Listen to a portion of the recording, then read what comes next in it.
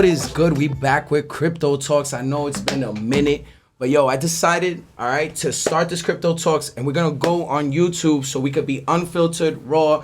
I got some special guests. Yo, we've been going to every single conference and getting the best of the best in the crypto world and the business world, and we're gonna have them right here in Crypto Talks. And listen, I'm gonna be asking them questions about things because you know I hate to be the smartest dude in the room. I like to be the dumbest one in the room, and I like to ask questions. So I'm gonna be asking crazy questions. So guys, stay tuned. But listen, check it out. We coming back in full effect with a special guest. Yo, my man. First of all, thank you so much for coming. If you guys don't know, this is my man Ishmilly. Ishmilly. All right. But check this out. Digital asset investor, right? You in the domain space. You gotta come over here. Yeah. In the domain space, NFT, Bitcoin, Ethereum space. Right. You're the founder, influencer marketing conference and expo. Correct. You're an advisor for many NFT projects, and you're the speaker at the NFT week that just happened here in Miami, right? Yeah, I spoke at that event. Yeah. Hello, we outside. Yo, my man, thank you for coming. I greatly appreciate it. Let's give you a round of applause. I don't know if this one's it because I haven't done this in a minute. Let's see if this one's it. Yes, sir. We outside. Come on, baby. Come on. But hold on. Before we get started, we're about to drop mad bombs. Let's get it. We're going to drop mad bombs.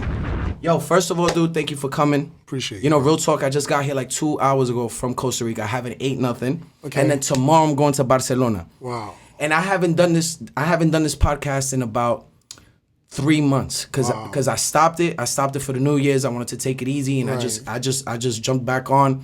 And so you know a little bit about me. I have a crypto education platform with over 36,000 students worldwide. That's phenomenal. So I was doing this podcast just for them. Right. But obviously I wanted to open it up to a broader audience, and I wanted it to be, you know, more me. Right. Versus just that brand. I wanted to take all elements and bring it to this podcast. So you're my first guest, bro, in a minute. So, bro, thank you for jumping on. Well, congratulations, man. That's very impressive. 36,000 students. Yeah, you're really you're putting on for the whole space, man. Yeah, I'm putting on for the whole space, bro. Yeah. Yo, my story's crazy. So if you got questions for me, this is gonna be a back and forth thing. It's just we not. We gotta have a conversation. I'm curious. Yeah, bro. And listen, this is what I got to say. I don't know which one it is, but we gonna guess this one. Hold on. Let's get it. That's what we doing, baby. You feel me? I love it. You feel me? Yeah. Look, it's beautiful because in this whole era, I feel like we're dealing with the biggest transfer of wealth, and you know, content is money. And I always tell people we don't need no one's permission to get to the money no more. No more. You know what I'm saying? You and I can put content together. We can be ourselves. We don't have to wear no suits. Yes. And we can do whatever we want to do, you know what I mean, and have fun, and people can listen in and catch the inspiration, learn from the mistakes. You know what I'm saying? Like, I can connect with you on an authentic level. And absolutely. You know, it's really a situation where right now 8 + 8 is no longer 16, it's 88. Oh! You know what I mean? They've been taking all the change from us. So. Wait. No.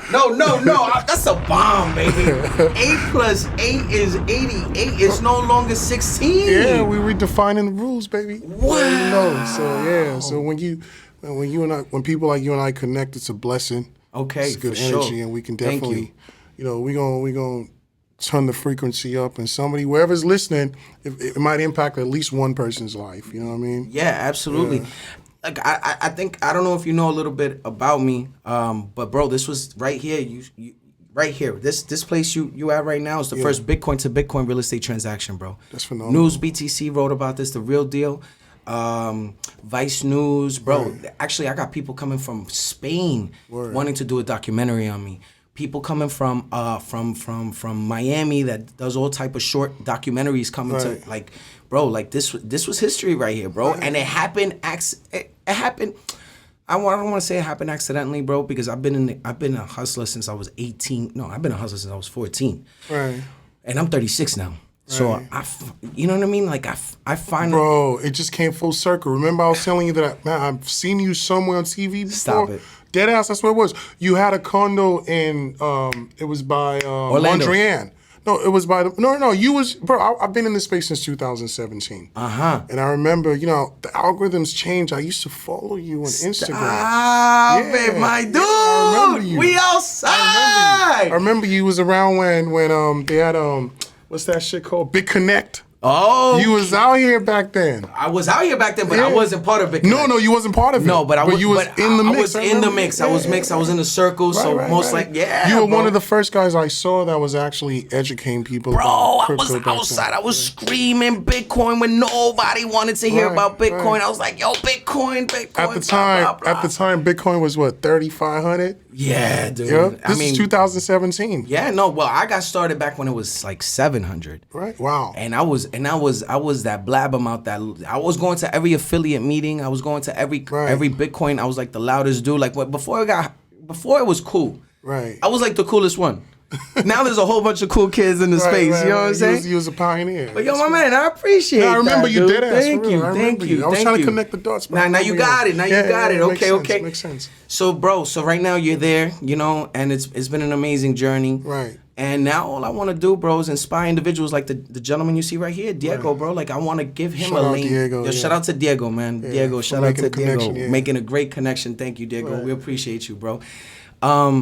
So, man, listen, talk to me a little bit about yourself, bro. Where you from? I'm originally Nigerian, bro. Like, you know what I'm saying? But I'm from LA.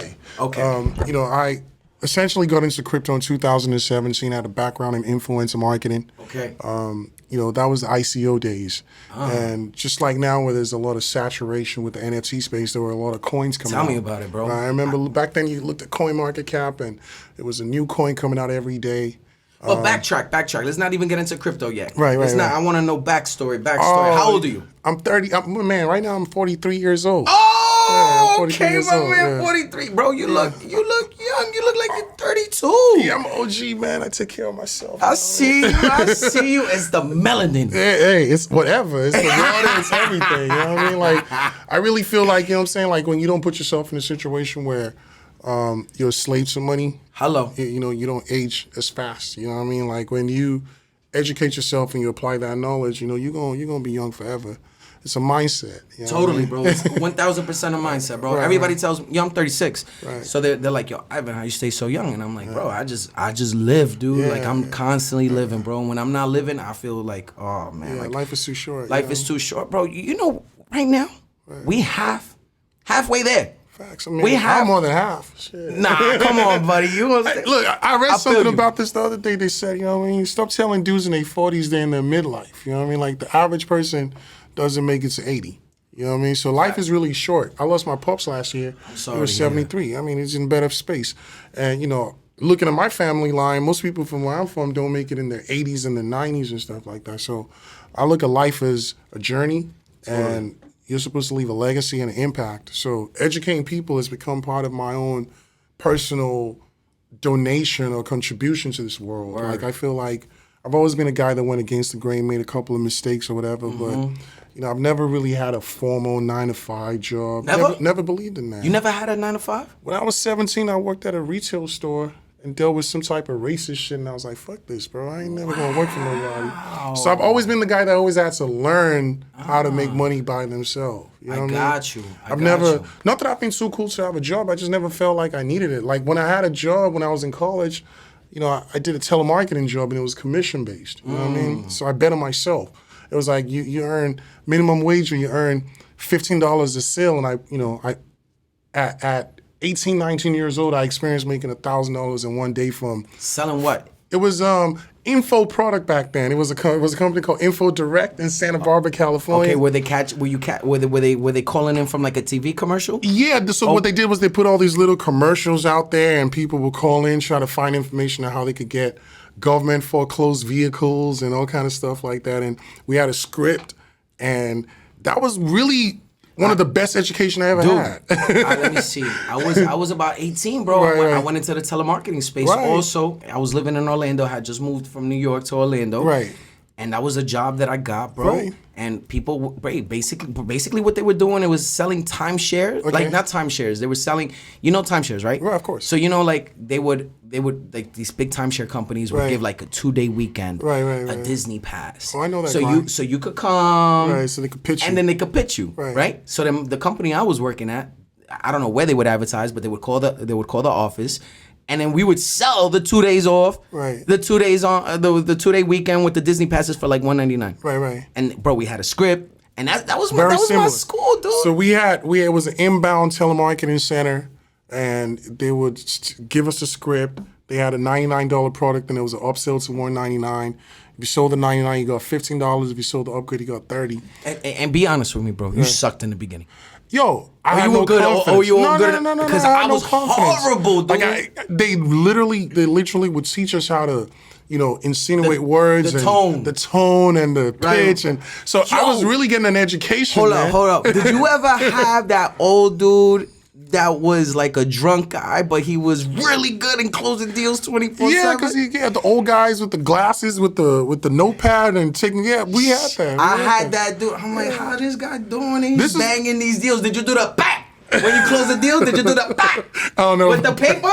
You didn't do the paper thing? Yo, you close the deal. You just like, done. Yeah. I know, man. You taking me way back. Oh, come on, dude. Yo, bro, you know what? People don't understand that. We had to go through that. This was before social media. Oh, come on now, you know what I'm saying? Sheesh. This is like to me, this is like the foundation. This is where I learned that, you could make more money than, calculating your earnings per hour. So that mindset, that was the nucleus of that mindset. Because, they had incentives. They're like, yo, if you can work as many hours as you want. And I mean, I'm a young kid, you know what I'm saying? Like, first summer of my own or whatever. And I'm like, yo, listen, I'm going to sit here and try to see if I can do 500, if I can do 1,000. And I remember the first day I made $1,000, I was like, I really made $1,000 in one day? Wow. You know what I'm saying? Like, so it validated. And with no suit. I'm sure you didn't have to go into the office with no suit. They didn't give a fuck about what you wore. Right. You know what I'm saying? So just close the deal. They just cared about closing the deal. Pick up that phone. So what they did was they would advertise everywhere, and people would call in, and my name is Ish. I still remember the script. Thank you for calling in for direct. How can I help you? What city and state are you calling from? Oh yeah, I see that you're in Montgomery, Alabama. I'm seeing that there's a bunch of listings out here of foreclosed properties, and people are calling because they have this classified listings, and people are responding to those ads. Right. I was like, so our job was to sell them this package that taught them how to buy properties that were seized by the feds and the marshals and stuff like that. So hold on. So they were advertising the foreclosure properties, but foreclosures and seized assets. Seized assets, but then they'll call y'all, and then y'all was selling them low. Wait, hold on. We're gonna teach you how to do this. Teaching them the information on how to do it and giving them listings of where, depending on where they were, where those auctions were, right? But look, my job was just to get them. And how much was the package? $99 for one, and if you had so it was the seized assets and it was the foreclosed houses. So it was two products in one. Yeah. So we had an upsell, right? So if you did the $99, you get $15. If you did the double, you got $30. Bro, and how many no's would you get? Oh, I got a lot of no's. All no's. Yeah, I got used to no's. Right. But they taught us that. Right. Every no that you got you closer to a yes. So this was really, bro. You're taking me back to some very important things part of my life. Bro, this is why it's so vital and so important, man. Yeah. Because, I mean, let's be honest. A lot of these up and coming entrepreneurs, they don't know nothing about that. Or they don't know nothing about that. They don't know about rejection. They don't know about no's. They're sensitive. They're sensitive, dude. Yeah. Give me the no, bro. Give me the no. Give me the no. I'm cool with I'll take it, man. I'm a big boy. Yeah. I'll take it. Yeah. All right, and I'll move forward. Next call. Somebody's gonna say a yes. Right. After so many no's, you're gonna eventually get a yes. For sure. And that's why we're where we are. Right. We are where we are today. The no don't mean nothing. It's part of the process. But guess what? We showed up. For sure. We got the no, right, and we showed up for the next no, and then we got the yes, and then we got the yes eventually, and then we celebrate the yes and get more no's and get the next yes. And you know what's crazy? so my first thing was my first hustle was selling mixtapes out of the trunk of my car. Fire. From barbershop to barbershop to barbershop to barbershop to barbershop. Wow. And I was selling 5 mixtapes for $20. I was buying the mixtapes at $2, $1.50. So I was doubling up. You're talking about some Web 1 hustles. Web 1 hustles, okay? Web 1. Which I want to talk more about that so you could break that down. Web 1, Web 2, Web 3. For sure. Because you would be ideal to speak about that. I could do that. And bro, I realized like, yo, I could talk to like maybe 10 people in an hour coming out that barbershop, get 3 sales. You know, I do the 5 for 20, that's 20, 40, 60, $60 minus whatever, minus the cost of the good. Yeah. I made $30. 30, 35, 40, $40, whatever it could be. Right. Bro, that was way more than I was making at Skechers USA on my first job. Yo. I was the stock boy, right? Making freaking $8 an hour, and then I would just do this. I would go to every single barbershop, bro. Right. I would be the soliciting man, dude. Right. And then I went from mixtapes to do-rags to white tees to black tees to uptowns to triple X movies to bootleg movies to freaking fake Rolexes. I was outside, bro. I was selling water. I was selling Red Bull. Like, yo, my man, what do you need? Coming out the barbershop, I'm gonna catch you. Right. And that's how my grind started, and that's why today I am who I am. Right. But you cannot shortcut the hustle. You cannot shortcut the grind. You cannot shortcut the lessons. The foundation matters, you know. The foundation absolutely matters. People take different paths. Some people take the college route, you know what I'm saying? Like they get the degrees and then they get the masters and, you know, they go through the corporate ladder. And I respect that. But you know what's insane though, fam? Right. In today's world, right, they don't got to go through this hustle like we did, bro. It's just easier my man, now. It's easier now. What if somebody caught a bored ape, right? Yeah. Come on, dude. I got 2 of them. Right, hello. Wait, no. No, all up. Money. That's the one I wanted right there. Yeah, that's hello. That's that. Wait, how many you got? Man, I got 2,000 NFTs, 2 bored apes. I got all hello. I'm gonna do it one more time. I get it. And we started selling. What was that on the? We started selling. What was it? The info products. Info products. You know what I'm saying? Full circle. Come on, baby. The grind is real. Come on, dude. Right. Yo, so beautiful to have you here, bro. Please, man. It's a blessing that you were the first person here, bro, because we could.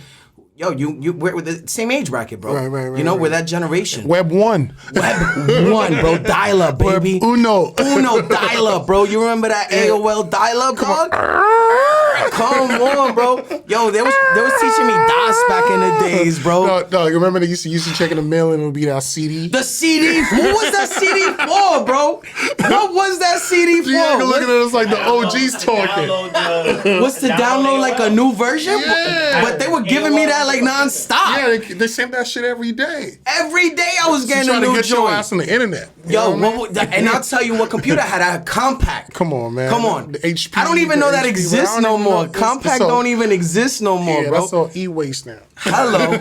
Damn. And then it was remember what was it was Yahoo. Yahoo had the there was Yahoo, there was Netscape? Alta Vista, there was Netscape, there was all type of shit that don't exist no more.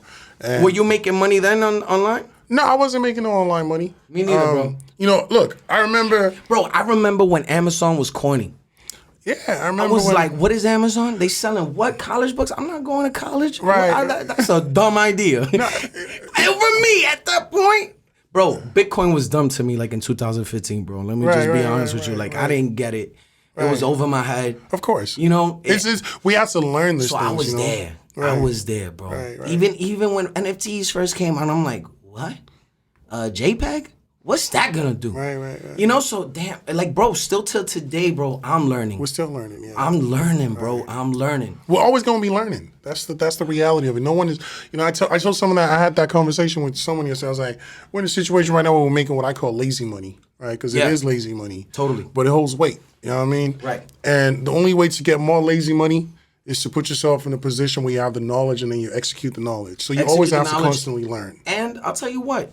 The relationships. Right. Oh, your network is your network. Totally, bro. Because here's the truth. I got told to buy Bored Apes, and I didn't do it. Right. Dude, this life is full of smacks. You're going to get smacked. Yo, they told me to, buy Ishmillys and Rolexes a long time ago. Right. Dude, I would have been up. They told me, buy the Lambo. I had the bread. Right. I would have been up. I got smacked in the face 2000 and what is this? 2020, 21? Right. 2020 so many times. They told me buy a dope ass house in Miami. I would have been up. Right. You see what I'm saying? Right. Smacked in the face. Right. You got to do your research and take action. That's important. And I'll be the first one to say, you know what? It's happened to me. Of course. And it's probably happened to y'all too, but guess what?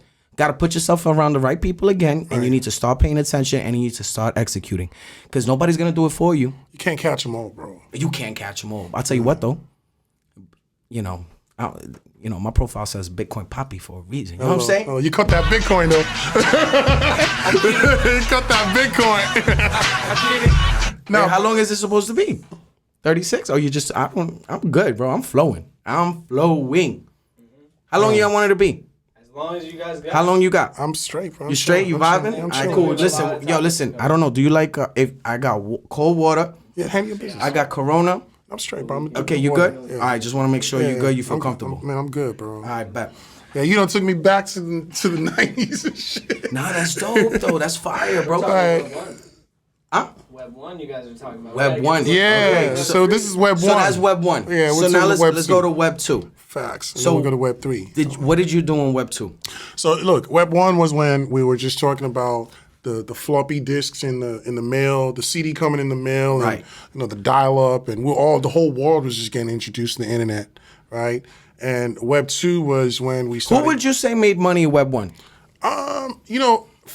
In hindsight, the guys that were buying the .com names. The .com names. Yeah, the guys that were sitting out there just buying the .com names. Was GoDaddy back? Was it? I don't think there was a GoDaddy back then. Where would they buy domains back then? It was a process back then. These guys were just sitting there. They would have to literally mail in an application, and they had the dictionary, and any English word, right, that you acquired, all you had to do to maintain that asset was pay a renewal fee every year. And some of these guys they've had these names too. There wasn't nobody.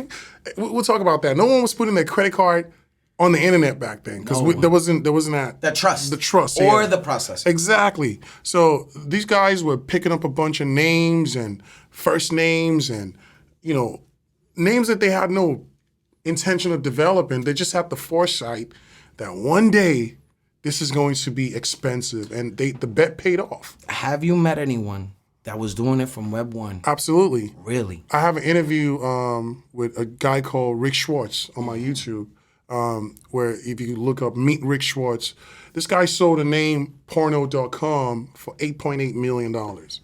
And this is a man a round of applause. Yeah, real talk. This guy knew something. There's another gentleman by the name of Frank Schilling, who's a mentor of mine. I told him that in person over the phone. Actually, I interviewed him as well, and I told him that.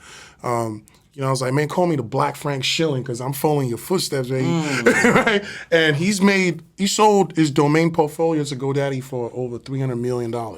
Right? So these guys were picking up domain names back in the Web 1 era, anticipating that there was going to be some type of How old are these gentlemen? They're in their 50s, their 60s now. Wow. Yeah, pioneers, but they were pioneers or visionaries, yeah. So what they did was, while everyone else was doubting the internet, they were thinking a decade ahead, 2 decades ahead, and the bet paid off. They were planting those seeds. They were investing, right? They were investing, and they were patient. And I'm sure they went through their, man, I'm like, should I keep this? Man, I'm paying this renewal. Damn. Because think about it, bro. Their renewals, if they buying all this stuff up, their renewals is, they have to, especially Web 1 to Web 2. Right. It's a payroll. People don't realize this, but, names like sex.com sold for $14 million. You know what I mean? Business.com, 7.5. Cars.com. These names, all these names are people are paying. Very expensive. Yeah. They're paying. Yeah, because you know what it is? People are paying for visibility. Visibility. The internet is all about visibility. That's it. They needed the lane. Right. And somebody had that lane. Somebody had the toll. And the beautiful thing about the internet was it didn't discriminate. Right? The internet don't care if you're black, white, blue, green, or whatever. As long as you own that name. As long as you type in baby, and you making that payment, and right. It's yours. It's yours. Yeah. That's so amazing. these guys benefited from Web 1, and Web 2 was a different era. Web 2 was my first experience with Web 2 was I remember my sister telling me, "Do you have a MySpace, and I was like, what the hell is a MySpace? Dude, what was your first social media platform? MySpace. Was it? Mine was MySpace. one, Mi Gente. Yeah, okay. Okay, and then I went to MySpace, but I was late to the game, bro. Right, I was right. late to the game, and I tried. Remember you had the little templates on the MySpace, You have the sample, and you yeah, could pay put that, the and you had picture your top in it. 20, Yeah, right? yeah. Your favorite 8 Your or something like favorite that. 8, blah, yeah, blah, blah. So, and everyone was friends with Tom. Tom. what happened to Tom? Who knows what happened to Tom? Yeah, Tom made all the money and faded off. Actually, somebody wanted to pay him big bucks, and he said no or something like that, he right? probably made billions or whatever. Who knows? But anyway, so MySpace came, and it was the first time that in my experience, some central authority gave us the ability to connect with each other. Right. So it was in a sense, it was decentralized but centralized. It gave us a sense of decentralization, but it was centralized. Of course. It was centralized because there was an authority that controlled, who you could follow. They could ban you. They had rules, right? And what was beautiful about and they that? Benefited. Of course, all of it. Yeah. At the time, we didn't realize that we were signing up and giving away our data. Yeah. I wouldn't say we got tricked, but there were terms of agreements where they knew who you were following, they knew what you liked. That's crazy. You know what I'm saying? They knew who you were because you gave them that information. What year was this? What year was this? MySpace? Was probably in the early 2000s. You know what I mean? Early 2000s. Early 2000s. And so we gave them all that information voluntarily because we were in exchange getting dopamine. Totally. Right? Then we're getting the dollars and we're getting dopamine. We were getting likes, and MySpace didn't do likes. It did something else. I can't remember what it was, but I think it was. What was it? It wasn't likes. The likes was genius. Because they still going crazy for the likes right now. Yeah, showing their ass and all that. That's a different story. But the so Web 2 obviously it evolved. Of course. Into Facebook. Yeah, where you could connect with other people. Instagram, where you could connect with other individuals. Right. Now, would we consider OnlyFans still Web 2? Absolutely. Okay. Because there's a central authority. Right. Central We're authority. still very much in the Web 2 era. In the Web 2. I was just having this conversation with someone yesterday. This is still Web 2. You can call it Web 2.1, 2.2, 2.5. We haven't fully evolved into Web 3. Web 3 is just now emerging. Okay. Right? Now explain to me what Web 3 is. Amazing question. Web 3 is the decentralized phase of the internet, right? So now we're going to a space where right now with Instagram, for example, there's an algorithm. With YouTube, there's an algorithm. You might have 100,000 people that follow you on Instagram. You might have 1 million people, but they dictate, right, how many people see your content. By the way, how many followers you got? You know what? On what platform? On Instagram. I think I have about 60-something thousand. 60-something thousand. Right. YouTube, I'm not really active, which is part of what I need to start what we were getting talking into. about. Yeah, right. Okay. Right. But it's good. I got 50,000. Right. So we going, baby. Right. We're going to help each other get up there, baby, because that's what we talking about. Yeah, but the beautiful thing about it is, like, no matter how much we get up there, someone is going to control the distribution of that content. Because what they've done is they've evolved into advertising networks. Right, so they went from social media networks to now they have all our data. They know who you are. They know you're into crypto. They know you were just in Costa Rica. Like, all this information is out there. There's a profile on you. So whenever you're scrolling through your Instagram, right, or any social media platform, the ads that you see are targeted, right? Yeah. So it's like, that's why sometimes people go, I just thought about that. It just showed up. It's the algorithm, baby. So it's all about the algorithm. Now, so here's a good question I want to ask you. Is it the algo or is it the really listening to what we're talking about? It's all of it. All of it. The device is the input. Right, that's why they the put keys. Yeah, I don't know if they listen to us, but I wouldn't doubt it. Okay, I wouldn't doubt it. I mean, we give away these rights. Right. That's the con of Web 2. For convenience and for convenience and connectability and access. Yeah. I have a quote I tell people. I'm like, when you're on social media, there's 2 things that are happening, and you have to be intentional. Say it again. There's 2 things that happen on social media. You're either getting dollars or you're either getting dopamine. Right. You can get both. Either you're selling or being sold. Yeah, you can get both. Yeah. But try to get some dollars. Yeah, I totally agree with you. That was a bomb right there. That was a bomb right there. You know what I'm saying? You're gonna get, because you know what it is? It's like, what was genius, and I said this earlier, what was genius about Web 2 was, the validation came in, the likes, the comments, the numbers of followers, right? So those things are important to people. The DMs. The DMs, hello. The little emojis on the stories. Right. The instant feedback. You Hello. know? You know what I mean? And so we became junkies. But I'm gonna tell you the truth, bro. I'm gonna tell you, and I'm gonna tell you guys. So I don't have a big family.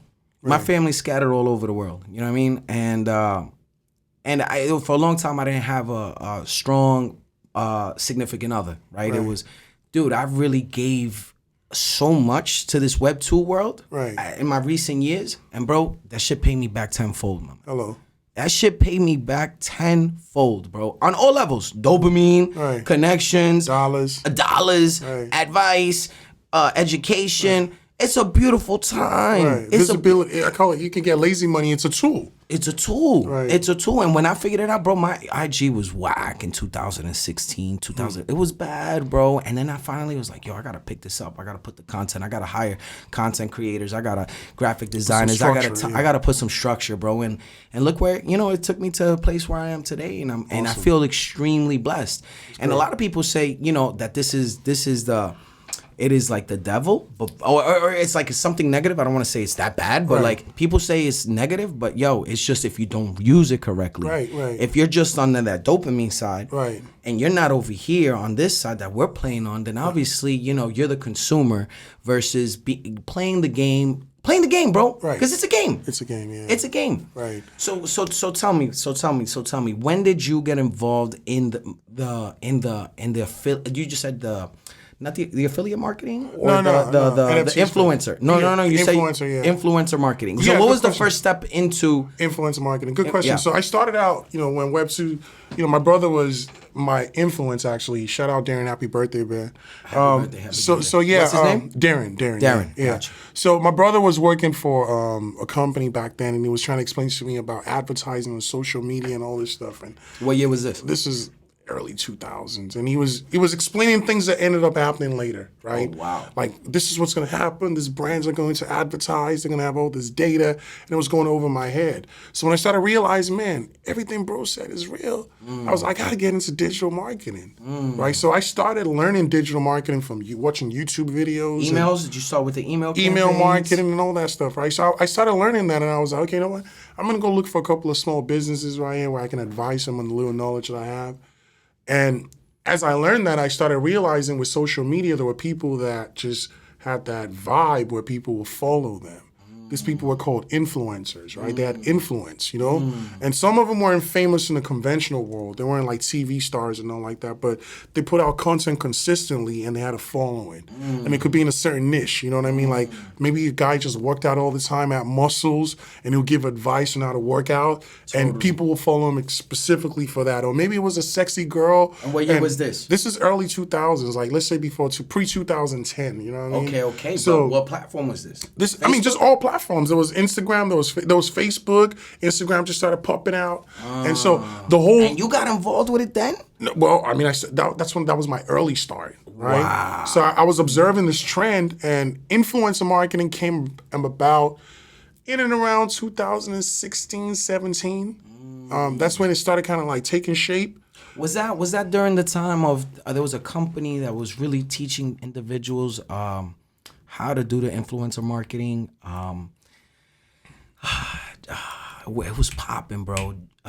Millionaire Mentor was in there, Jason Stone. Yeah, I have no idea. Shout out to Millionaire Mentor, Jason Stone. Right. But there was a platform that was really popping that was teaching people how to do influencer marketing. And there were platforms that were teaching people how to do Facebook ads and all that, and that still exists till today. Sure. So I was helping companies with Facebook ads and stuff like that, but it became saturated, right? Were you doing the pay-per-click stuff too? Pay-per-click, all that stuff, yeah. Early. Made some good money doing that. And I wanted to focus on a niche that no one else wasn't saturated.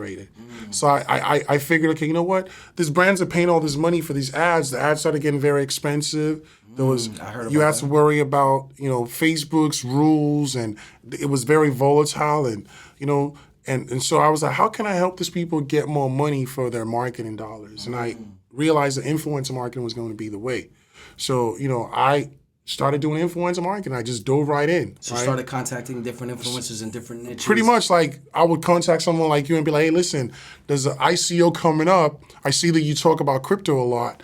I would love to connect you with them. You know what I mean? Like, I would just connect people. You would connect people. Correct. You had a bag full of influencers, and then Right. and then you would connect them. And I didn't know 99.9% of these influencers. Wow. So what I wanted to do was create a way to be relevant in the space. So I had a background putting events together, and I was like, you know what I'm gonna do? I'm gonna create a conference in LA. In LA. I did that. Okay, so what made me decide to create the conference? Let me throw it back. Very important. Okay. 2017, I decided to go full time into crypto as an investor. Right. What was your first coin? It was Bitcoin. Okay. It was Bitcoin. No, it wasn't actually Bitcoin. It was a coin called Centra, right? Okay. So Centra was a coin that a bunch of guys here in Miami had started, and I just saw everyone talking about crypto. 2007, this is before the first boom. And I was like, I gotta get into this. When was the first time you heard about crypto, though? 2016.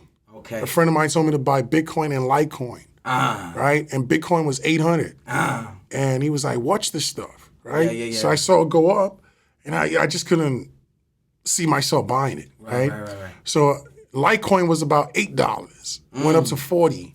So I started paying attention. You know, I was watching the charts. You know, I knew what CoinMarketCap was. Yeah. And I was like, what is this? What is this XRP? What is this? Like, I'm watching all this stuff. I'm watching Ethereum was $12. Oh my goodness. You see what I'm saying? But I wasn't buying any of it. I was just observing.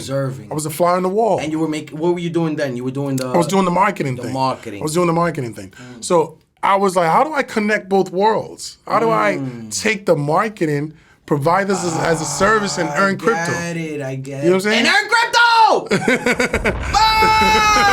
Yes! So I was like, how do I create the market? How do I take the skill set that I have and earn crypto? Because I'm not finna take my money and buy this damn crypto thing. You basically did the same thing you were doing for like regular companies and connecting them to influencers. Right. You started connecting crypto companies. So what I did, exactly. So I was looking for a way to, first of all, learn crypto. Yeah. And then after that, I wanted to learn how to provide value in terms of my marketing services and my background.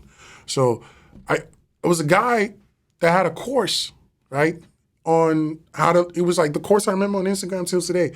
The guy had a Rolls Royce, young kid, and he was like, I'll teach you how to earn $500 to $1,000 a day trading crypto. So I hit him up. I was like, sign me up for your course. I got $500. Okay. Send him the $500. I had a conversation because I was trying to feel him out. I didn't want to get scammed. Right. I felt him out. His name was Sam. And I was like, let me talk to this kid and see what he's talking about. And he was like, yeah, I have this course from a developer. I'm going to be real with you. It's not ready yet. I was like, I don't care. I want to be one of your first students, you know? So I built a relationship and would speak over the phone every day. And then he disappeared. Out of nowhere. He disappeared, and I was like, wait, man, did I get scammed by that motherfucker? Right. So I hit him up, and I was like, yo, listen, what's going on? And he goes, listen, I'm not doing the course no more. I'm happy to refund you. But he remembered, we're talking to him back and forth. He was like, but I think I have something that you can help me with. Dude.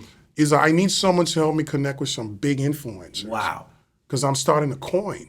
Oh my gosh. And I was like, you're starting what? Yeah. He's like, I'm starting a coin. It's going to be called Centra. Okay. And I was like, all right, cool. So I was like, what's the play? He goes, well, so he's like, I want you to get me Drake, Floyd Mayweather. So I'm like, he went for the big boys. I'm like, he's crazy. I'm like, how much are you going to pay? And he said a crazy amount, and I was like... And you did it. I was like, you can make that happen? Did you do it? I'll tell you, this is a crazy story. This is the best part of the story, bro. Wait. I'm about to give you some alpha right here. Tell me. So he hit me up, and he was like... Wait, hold on. Barry, I better be listening. Yeah, everything else, forget about it. This is the real part right here. So he was like, I'm going to pay you 6 figures. Wait, this is what we're going to say. To be continued. Come back. Yeah. And he was like, yeah, I'm going to pay you 6 figures if you can get me Drake, Floyd Mayweather, or DJ Khaled, because I have my own coin. And these are the people that I need. And I'm in LA, he's in Miami. I've never met this guy. So I was like, okay, what's the compensation? He said, I'm not paying you anything. I'm going to pay you with the coin. I'll pay you with the coin. Right. And I was like, what the fuck? I don't want no monopoly money, bro. Right. Like, I don't know what that is. I don't know what that is. Right. So it forced me to get an education, right? And I had nothing to lose, right? Everything to gain. Right. So I was like, okay, you know what? Sign me up. But he was gonna pay for those heads, right? For those dudes, right. And so, cut the long story short, he was like, look, can you find them? Do you know them? And I was like, I can find anybody on earth with the amount of money you're talking about. At this stage of my life, I didn't make money like that before. So I was like, okay, activate me. I remember, bro, I was dead broke. I ain't gonna lie to you. I had no money at the time. Real talk. And I was at the mall with my boy John Skelton, and I looked at my Wells Fargo account. Actually, I had a meeting with John about borrowing $500. True story, bro. And I was like, yo, listen, John, I'm waiting on some money because I have some clients that owe me like 15 grand. I would make money up and down. It wasn't stable money. You know what I mean? You know how it was. I know exactly. I'll make money go buy a nice watch. I'll make money go do this. I wasn't structured as I am right now. Or I'll hold you down for the next deal. Right. Yeah. So cut the long story short, bro. My boy John was like, I met with him. I was trying to borrow $500, and I was like, yeah, there's this guy who's supposed to send me, a lot of money. And when he sends it to me, I'm gonna pay you back. But I never believed in my mind that this kid would send me the money. So I look at my bank account, and I got a wire for 25 racks. Sheesh. And he was like, yeah, if you go to Vegas and you can find Floyd Mayweather, I'm gonna send you the rest. That was an incentive. So, bro, I left the lunch and went to the airport to go look for Floyd Mayweather. I never met Floyd in my life. So how? I found Floyd in 24 hours. How? That's a difference. That's God, bro. Let's go to God. No, I need to hear that story. You had no connection to the man. Nah, listen, so this is what it was. It was a guy out there in LA. We used to wear the TMT hat. And I was like, yo, listen, I know for a fact that you in CMT. He wasn't in CMT. He was fronting. I ain't gonna say his name. But anybody, you know how that goes, bro. He was like, yeah, Floyd is actually, I called him, I was like, yo, I'm on my way to Vegas. Can you take me to Champ? And you knew him through social media because you saw the TMT hat. No, I knew him through mutual friends in LA. Yo, dude. I was on my way to Vegas on a mission to find Floyd Mayweather because I was activated. And, this guy offered me a 6-figure deal to get a hold of him. And he offered to pay for Floyd to do a post. But what's so beautiful about that is that you created a significant amount of impact on that gentleman. Right. That he trusted you. Right. To give you $25,000 to go do something. Right. You could have just boogied on that bread. Of course. But and before you go into that story, is a little cool little story of my shit. So in 2015, I met a gentleman through a network marketing company, and he wanted to know more about the Forex space. And I met him when I met him, long story short, I don't want to go into how I met him and all that, but he was big into Bitcoin. Yeah. Right? In 2015, he was telling me, about Bitcoin, blah, blah, blah. But I was like, whatever. I didn't pay attention. But I kept building a relationship with the dude. And in 2017, he called me. He's like, yo, bro, I've seen everything you've been doing. And I want to put you onto this Bitcoin thing because this Bitcoin thing is about to boom. And I had nothing to lose. Right. And it was that relationship that I built through Facebook Messenger, through conversations like you had with that gentleman, Sam? Yeah. What was his name? Yeah, Sam. Yeah. Sam? Yeah. Those conversations, that one individual that I'm still partnered up with him today, right. Crypto Picasso, bro. Right. Is what that situation, bro, through Web 2, right, through Messenger, right, through building that rapport, building that trust that he hit me up, right, and this is where we are today. So he's like, yo, bro, I had put nothing into Coinbase. I took a trip, came back, bro, it was like double, triple. I'm like, wait. Oh, my man, put me on. Tell me more. I'll do everything you tell me to do. Right. And dude, it kept going and going and going. And I'm like, yo, I'm going to put you on to my homies. And bro, it was that one conversation I had in 2015. It was throughout the 2015, 2016. It was that rapport that I built. It was that trust that I built. Right. That he called me and said, yo, I want to put you on. And not only do I want to put you on, but there's an opportunity here. Very similar to what you're talking about. Right. Someone's always you catch a break, You always catch a break. I did real estate in a couple of years between the story and made some money, lost everything, and even with Bitcoin, we saw Bitcoin go to 19 grand and come all the way down. But check this out. It was the value that we brought to the table. Right. Because my man was chilling all the way in Costa Rica, and he needed he needed my connections. Right. You understand what I'm saying? He needed my experience in the network marketing space, right? He had all this other. He had the power of crypto. I had the network marketing. The community. Yeah. I had the community. Right. Wow. Yeah. And you know what I did? I wasn't scared. I said, all right, let's do this. What we need to do. Let's figure this out. What I'm just going to throw. Just the same way they was trying to tell you about that coin. And you're like, nah, bro, I need dollars, bro. Right? You're like, no. All right, cool. Like, here's what I know. I'm going to bring this to the table and we're going to figure it out. Right. And then guess what? How your story was about, what's the name of that coin? It was called Centra. For me, it was Bitcoin. Right.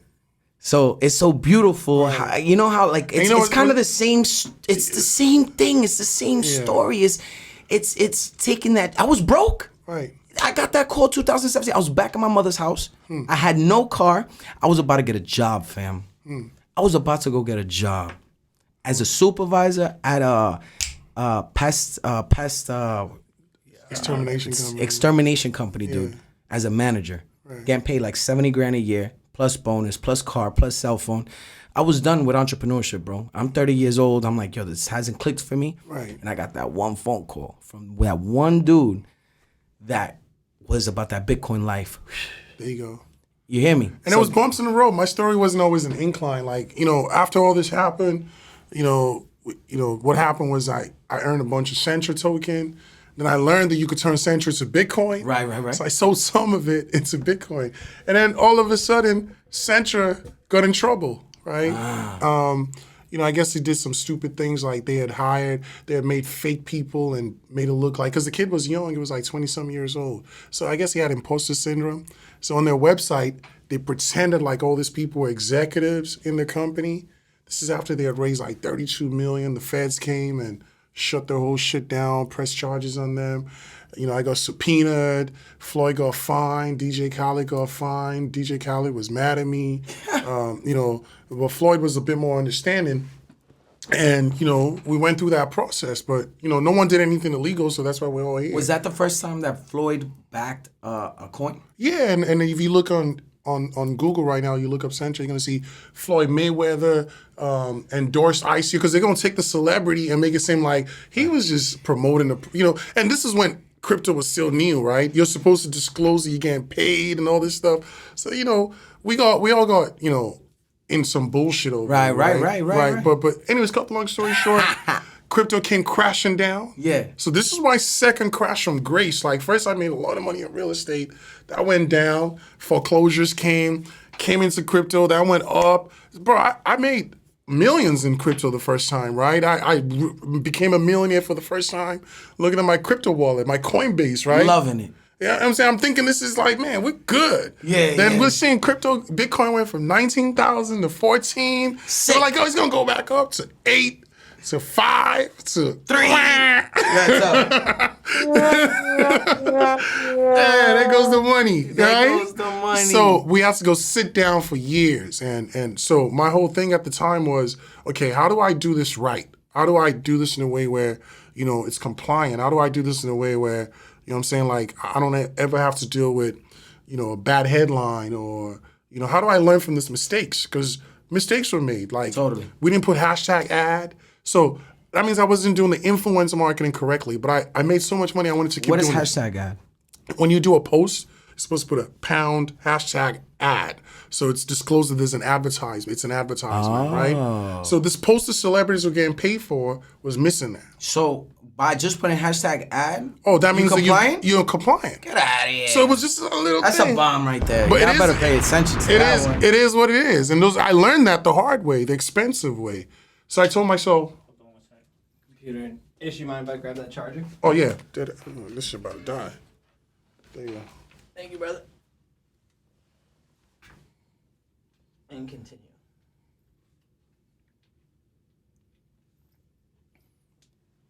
Ish? Yeah. I'm loving this. It's all good. No, genuinely, bro. I'm so loving this, bro. Because I see so many similarities and synergy, bro. Yeah. For real. From the You can't fake it. No, it's okay. You can't fake I'm it. giving you the truth. So I went back to the drawing board and I was like, okay, well, crypto's dying. I got a little bit of Bitcoin left. And I took a walk to the LA Convention Center. And I was like, I want to do a conference here. How much you guys need for a deposit? Like out of nowhere. Yeah, because I just had this vision that I had to do a conference called for influencer marketing, right? Wow. I want to learn how to do influencer marketing right. And I'm not going to quit, you know what I mean? So I took almost my last Bitcoins, right? Wow. But I took some of my Bitcoin. Bitcoin was about $3,200. About 5 Bitcoin. That's sickening. Yeah, it was that low. Because you're like, damn, like it was up here. Yeah, I could have, should have, you know. Yeah, no, I know. So I took some of that money, about 5 Bitcoin, put it as a deposit. I told them I'm going to do a conference in the next 90 days. I picked the date out of the calendar. And I was like, in 90 days, I'm going to do a conference here. Here's the deposit. That's so it was done. It wasn't no turning back, right? I bet on myself. And I started hustling speakers and exhibitors, and I did a conference called Influencer Marketing Conference and Expo. What do you mean you started hustling speakers? Started calling people like, hey, do you want to speak at this conference? This event? Okay. Yeah. I thought you was like speakers, like no. Speakers to come to the conference. Yeah. And I built the conference in 2000. Now I got a question. Yeah. How did you build it out? Good it started out by paying for a venue, setting a date. That's the first step. Making that fucking decision. Making that fucking decision. Yeah. Shut up. You're not welcome right now. Yeah, send a date in the venue, and I ran up. I was like, if I can sell X amount of exhibits, and I can get X amount of sponsors, and I can put up good content, and I can even bring the feds to teach us how to do this right so other people don't get in trouble. Wow. Right? So I went after the FTC came to the conference. Wow. You know what I'm saying? The Federal Trade Commission. It sounds to me, bro, that you're always putting your neck on the line, dude. Like you're just not the neck on the line. You're a risk taker. Yeah. Which I'm sorry, which we didn't go. That story about how you found Floyd and how you found Khaled, we did not touch on that. We can talk on it. Can we talk on that before we get to this point? Yeah. Okay. So when I got to Vegas, there was a guy who acted like he knew Floyd, so I hit him up. And I was like, yo, bro, I'm in town. I got this blank check for Champ. You know what I'm saying? Like, this guy wants Champ to just do an Instagram post. And, can you take me to him? And he smelled money. And he was like, oh, yeah, let's go to dinner. Going to Nobu, motherfucker ran up a $400 bill, brought some girls. And I'm like, this is not what I'm here for, bro. Like, take me to the man. He go, oh, he has a fight tonight. I'm like, he doesn't fight no more. No, Mayweather Promotions has a fight, We gonna go to the fight after the fight. I'll take it to the locker room. You gonna meet him. So I'm like, cool, let's do it, right? I was adding value, so I wasn't worried or scared to meet the man. I wasn't trying to get a picture. I was trying to do business, So I saw Floyd at the fight, right? We went to the fight, but I kind of smelled something funny when we got to the fight. I had to pay for the ticket. I was like, aren't you CMC, bro? Why are we paying for the tickets? Right. So anyways, cut the long story short, I saw Floyd, and, that gave me validation. That gave me, I was, okay, cool. After the fight, how did you get close to Floyd? I'll tell you the story. So we, after the fight, I'm like, take me to the locker room. Let me go talk to him. Oh, yeah, he's tired. So, bro, 1 o'clock, 2 o'clock, he's like, you know what? He might be at the strip club. Floyd has a strip club in Vegas. So we go to the strip club at about 4:30. The strip club closes at 5. So we get there, it's 3 of us. It's actually 4 of us. He brings his homeboys with him. And we're at the door, and they're like, yeah, it's $150. I'm like, man, $150 is... For all of y'all? No, each. Yeah. I'm sorry, times 4. It's 30 minutes left. But something just told me, go in there and take a picture so you can show the guy who just sent you this money that you're closer to him. Right, like you want him to feel good, So I went in there, and I saw a girl that I knew from LA. She was a dancer at the club. And I was like, yo, listen, I need you to help me out. I want to have breakfast with you. I'll break it all down. But if you can do this for me, I'm going to take care of you. And she took me to Floyd. She told me, she was like, wow, dude. And I was like, you know this guy? She goes, I don't know him. I was like, is he in Centra? She goes, nah. So I kind of shook the dude off, met with her the next day, explained everything. She didn't understand what I was talking about. Bitcoin, this. I was all excited, but I had to be calm. I was like, yo, bottom line is they just need him to do an Instagram post. They're going to pay him X amount of money. And, if you can make it happen, I get paid for making it happen. I'm going to take care of you, right? So she's like, okay, cool. Let's do it. So she knows him on first name basis. And so she the next day she was like, he doesn't show up till 3 a.m. I'll call you when he's here, and he wants to meet you as well, right? So it was like 3 o'clock, I fell asleep. 4 o'clock, I fell asleep. I wake up and I'm like, getting a text. I got a text message from 4 in the, I don't stay up that late. I get a text message from like 4 in the morning, like, get over here, is about to leave. So I run downstairs. Now they have the long limos in Vegas. The long stretch limos for like 30, 40 people. Yeah. I hop in the limo by my goddamn self. I'm like, here's $100. Take me to this place right now, Floyd's. So he's looking at me like, do you have the money? I'm like, yeah, here's the money. So I'm sitting in front of this long limo. We're driving all the way. I'm like, man, go faster, bro. We got to get there. He's about to leave. She's texting me like, oh my God, you blew it. He's about to leave. And it's not a good look. You make me look stupid. So we pull up, and I saw him leaving. Oh my God. I saw his bodyguards. He was getting ready to go up in his Ferrari. And I was like, block the driveway. No. So the driver blocked the driveway. No. And I help out. And so they're thinking someone's about to come hurt dude, you know? So I help out. And I was like, champ, I'm the Bitcoin guy. He goes, oh, what's up? And he was like the nicest guy, man. Like, I think that limo helped you. I don't think the limo helped me. Floyd don't give a shit about no limo. All right. No, but at least they blocked. Yeah. Well, it was just It was divine. a good entrance. It was meant to happen. Divine. Yeah. So he was like, yeah, I've been waiting for you. But I was like, I'm sorry, I fell asleep. He was like, showed me his VIP part of the club. He introduced me to one of his boys and was like, send him the information. If everything checks out, we'll do business. Wow. So I was in Vegas for like a week. I never heard back from him. But he gave me his number, right? And so I hit him up. I was like, champ, it seems like, we're going to have to connect another time. I have this blank check I'd love to give you, but, maybe it wasn't meant to happen. I was about to take the L and go back to LA after a week. And he was like, come watch Monday Night Football with me. Oh.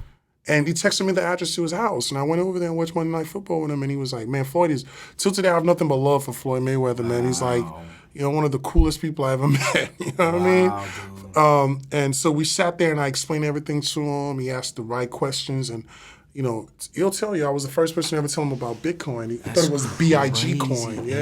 Yeah, very early. So we did the deal. I did the DJ Khaled one. I met him through a mutual friend. We sold him some real estate. And everything was all good. The money started coming in. I was buying Bitcoin, went up on that rise and went all the way down. You know what I mean? Like, I was back to, oh, shit. I blew it. I should have fucking, you know what I'm saying? I should have sold. I should have done this. So that's what led me to, well, I still got some money left. Let me pivot into something I'm passionate about, which is always influencer marketing, right? Matter of fact, I'm doing another influencer marketing conference in June. That's my passion. That's, okay. You know what I mean? Please let me know when that's happening. No, for sure. We'd love to have you as one of the speakers. Thank you. So we, I did that influencer marketing conference, got massive support from the best in the game. People like Dan Fleischman supported me. Got speakers from Hewlett Packard and all kind of, because influencer marketing was such a trending thing. It still is, right? But at the time, companies were curious to learn it, right? So I was able to tell them, look, I have the first influencer marketing conference. You can come over and connect with stakeholders in the space. I was reaching out to the agencies, the brands, the service providers, and I built that, and that turned out to be a profitable 6-figure venture for me. Wow, how many people? The first one I had about 600 people. Wow. Yeah, at the LA Convention Center. How many influencers and exhibitors? What's funny was the influencers didn't show up. Yeah. Okay. And I, you know what I'm saying? I learned quickly. Okay, this is not even about you guys. Right. I realized, man, there's a business behind influencer marketing. Right. You have the agencies. You have the software developers because you have influencer marketing tools. Sure. You have the brands that are spending the money.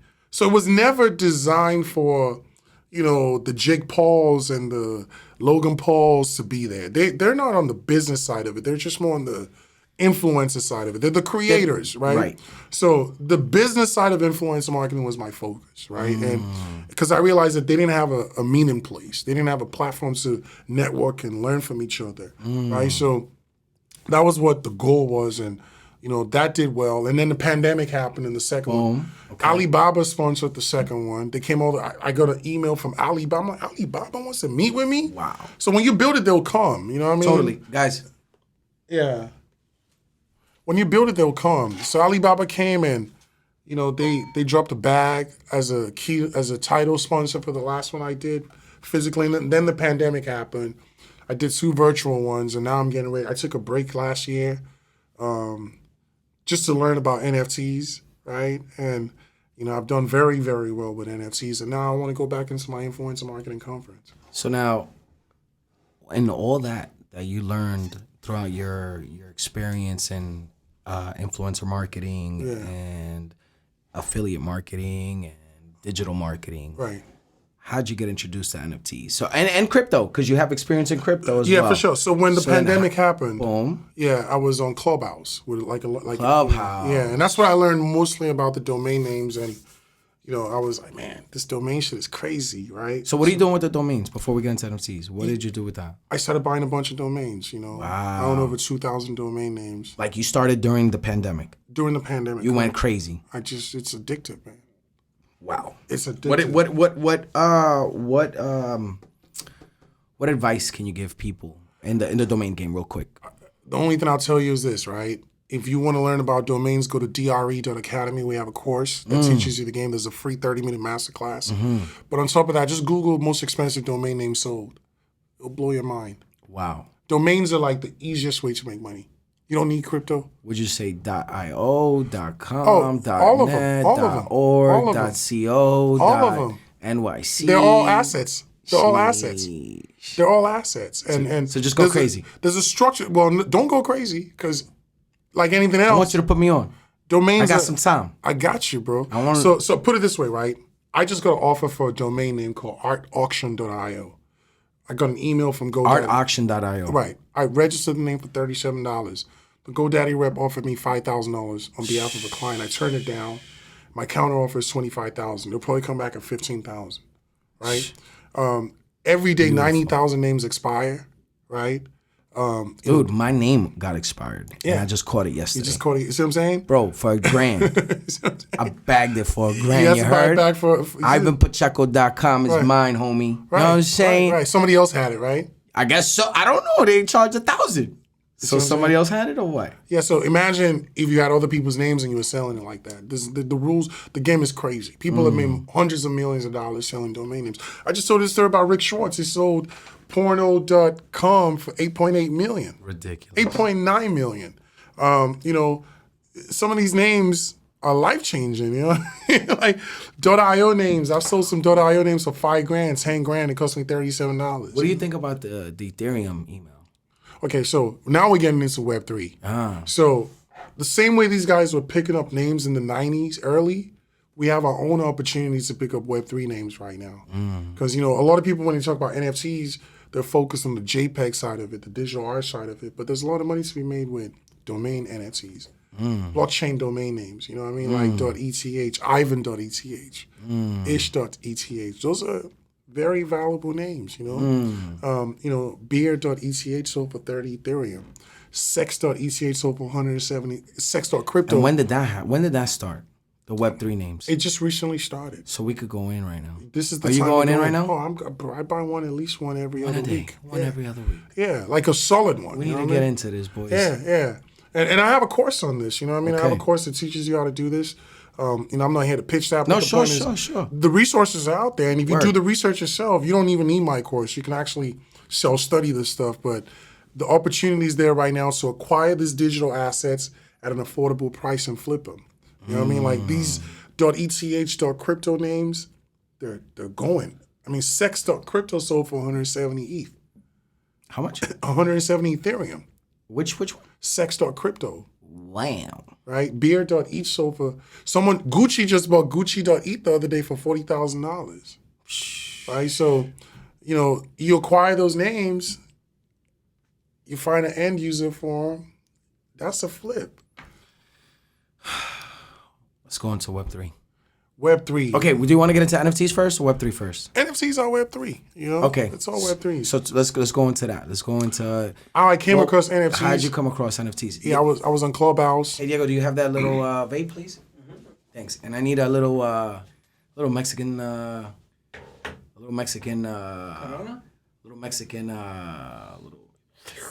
Thank you. Pause. So anyways, I was on Clubhouse and I saw a bunch of guys, I was talking about domains on Clubhouse, right? That was my Wait, you were talking about what on domain Clubhouse? names. Domain names. Yeah. Okay, you were talking about it. Yeah, that was what I was was your known niche. for on Clubhouse. That was my niche, exactly. And then I would see people talking about NFTs, and I was like, what's, like anything else, you dismiss it, but it was so prevalent on Clubhouse that I was like, let me pay attention, let me listen in. So it was a bunch of guys that I felt was showing off their knowledge, a bunch of nerds to me. Non-fungible token. Oh, what the fuck are you talking about? What is a non-fungible token? It's wild to me. Like that non-fungible token. And why did they even pick that like, term? Write that. Yeah, I hear you, bro. I hear you. So I feel like it's wild, bro. Because like, why can't you just like use like a easier name, right? Right. Like just use an easier name, right. please. So like cheers, my brother. Cheers, Thank you brother. for coming Cheers, in. Thank you. Salute. Salute. So, anyway, so I'm like, so what is a non-fungible token? And how they described it was always very funny to me. Dude. Man. Like, why they do that? Well, to make themselves look cool. Exactly. Yeah, they trying to make it too complicated. Yeah. So I was like, that was the void. That was the void that I filled in the crypto space. Right. In 2017. Making it digestible. Giving food to the babies, right, bro. Right, like, right. you know what I'm saying? Make it make sense. Have it make sense. Right. Like, why are we trying to complicate it? Right. So yeah, I just noticed. I mean, for me, what happened was I noticed people were what do you call it? Putting pictures of monkeys up, and I'm like, why are you changing your profile picture to a monkey? That was wild to me. I was like, what's going on? Right? do you have a picture of the monkey on your? Yeah, no, I do. I need to get a picture of a monkey on mine. Yeah, that's a $400,000 monkey. Hello.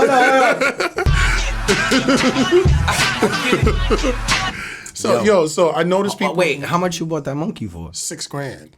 What? I get it. No. And what you bought the second monkey for? $6,000. I get it. Hello. We outside. Yeah. We outside. I mean, yo, Ish, congratulations. Thank you, man. Seriously, bro. Thank you. What a flip. I mean, I ain't flipped it yet. What a ROI to date. Yeah, I ain't flipped it yet, so I don't owe no taxes yet, please. No. Yeah, no. Right. Let's be clear. Yeah. Let's be clear. Thank you. So what happened was I noticed people were buying these monkeys, and I started doing my own research. And so I decided to do a room, convinced me to buy a Bored Ape, because I noticed a trend. And I just thought they were nuts. And fortunately, life-changing shit for me that session. 12 people came in with the apes. Like, oh yeah, I bought it because, it's not about money. It looks like me. I'm like, it looks like you. Oh, look at him. He just look. I was like, they're connecting with these JPEG. So I was like, so somebody said something that made sense. It was like, I never really used Twitter before, but once I bought a Bored Ape, my Twitter following went up. So I was like, oh, I like that. I see that as a real utility. You caught into that. So I was like, okay, cool. I'm gonna take the risk. I'm gonna roll the dice. I'll spend $6,000 on one of these. Wait, so you created the chat before you even bought it? I created the chat. I wanted them to sell me on it. That was a bomb! That was a bomb! If you're not paying attention to that, I don't know what you're doing right now. I don't know what you're doing. That was a fucking bomb right there, bro. I was like, convince me. Hello? Shit. Yeah, so they You created the fucking excuse me. I'm sorry, shut up. You created the community before you bought the freaking Bored Ape. Right. So people could come and talk to you about it and finally you could get the knowledge. Right. Come on, bro. Right. Yo. So all right. No, my yeah. man. You don't even know the bombs you're dropping right now. Appreciate you. Yeah, so they basically came in and gave me all the selling points. And you're like, I'll take it. I was like, you know what? And you took both of them right away? I took the first one for $6,000. Okay. And I went on Twitter. I was never a Twitter guy. And I was like, I just bought this Bored Ape. Where my apes at? Apes. Ape follow ape type shit. And I woke up the next day I have like 800 followers. Stop it. And I just realized at that point I was like, this is networking at its finest. All right, I need to get an ape, but it's too far in, right? What's the flow? you got to get a rich ape. We're going to talk about that. Cool, That's my project. Okay. Yeah, we're going to build it up.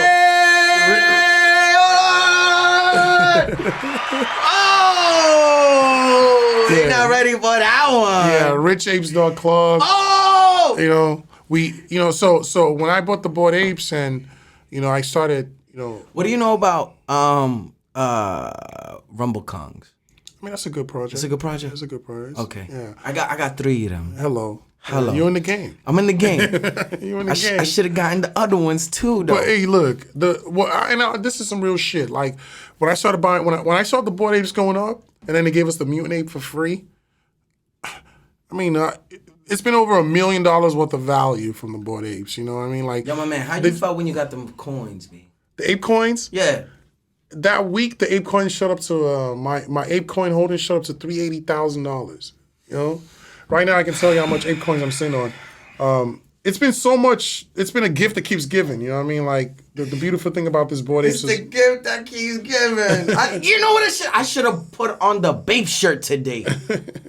Come on, guys. You guys need to be on this. We needed the Bape shirt today. Yeah. So the Bored Apes right now, I got 22,230 ape coins. Matter of fact, do you know my boy Jason Brown? He came. He's in the game right now. He has 2 of them too. Nice. Yeah. Nice. I mean, look, I wish I bought more. The reason why I bought the second one was my intention was to flip the first one. And I fell in love with the first one because now I put it as my avatar. And you can't let go of that one. And I was like, yo, that was the staple. Because that was the stamp. I know the power of networking. I was like, man, I just got 800 people that follow me. Most of them have these avatars, and they're in this community. And I was like, the cheapest one is $6,000. These people got bread. Like I got. All right, so I got a question. These people got bread. Key. Right. Now, what was your to date? Right. What has been your besides monetary value? Right. What has been your biggest value takeaway From the Bored Apes? from the community and the Bored Apes? Well, one of the utilities of the Bored Apes is you own the commercial rights. You know, you own the IP, right? So I took that to the bank, man. Like I was like, okay, how can I monetize that? So I created a project called Smoking Apes, and I sold 555 Smoking Apes for 0.3 Ethereum. Spent no money on marketing. So I built a community. Wait. Break that, bro. I'm not prolific in this. Right. Okay. Break that down real quick. So I took the Bored Ape. You took the Bored Ape. One of the Bored Apes. One of them? Created what's called a derivative. A derivative. That means that it's inspired by the ape, right? And what'd you do? You decked it out. You put different clothing on it. I mean, I'll show you the picture. Yo, put it up. Diego, put it up. SmokingApes.io. Okay. And so I found an artist. I'm not an artist. I found an artist who made the images for me, did some art direction for it. And basically, I was like, man, we're going to sell these, bro. We're going to sell them. We're going to provide utility. We're going to give people... So you could provide an additional utility on top Bought of apes. Bought SmokingApes.io. SmokingApes.io, yeah. Okay, so you grabbed your original Bored Ape, Right, created a derivative. right. Scroll down. Oh, yo, make that bigger, please. Pause. It's cool. Scroll down. All right. Only 555 Smoking Apes. If you scroll down, you can see the images. So yeah, we made these apes, right? These Smoking apes. Yeah, they're called they smoking cigars. And this was your original one. No, the original one is a Bored Ape. So I took one of my Bored Apes, which is a Mohawk.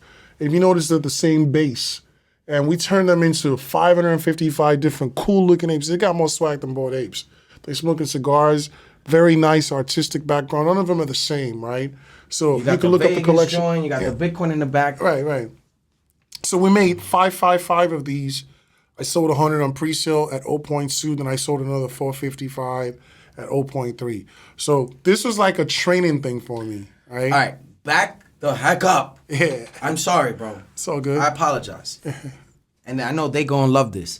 You took your original Bored Ape, made a derivative. How'd you make a derivative? I had an artist make them for me. So I didn't do this. An artist made this for me, and I paid him for it. Work for hire. Oh, okay. But it's not connected to your original Bored Ape. It's inspired by my original Inspired. Bored Ape. Yeah. That's it. Yeah, that's it. And then you just created your own I collection. created my own collection. Oh man. my god. And then the utility behind this is like it gives you access to an upcoming conference I have. You know, now I'm taking all my event experience and putting it into it. And then it gives you access to whitelists for other projects. This sold out. And now we're on to the second And phase. how did you sell this out? The grind, bro, my Instagram. And just providing value to people, being transparent. When I first bought the Bored Apes, I did a poll. And I said, I just spent $6,000 on these. I just spent over $10,000 on these 2 monkeys. I was too embarrassed to even say $12,000. I just spent over $10,000 on these 2 apes. Do y'all think I'm crazy or do y'all think I'm a visionary? And I remember 97% of people say, you're nuts. I actually thought I was crazy. So anyways, cut the long story short. So they followed me through the journey and watched how the Bored Apes went up in value to over $250,000 at the time. And so they were like, man, I don't want to miss out. Right, so I was the guy that was teaching people about NFTs. I changed my entire content 100% to NFTs. Like I would tell people every day, this Bored Ape is now 50, it's now 60.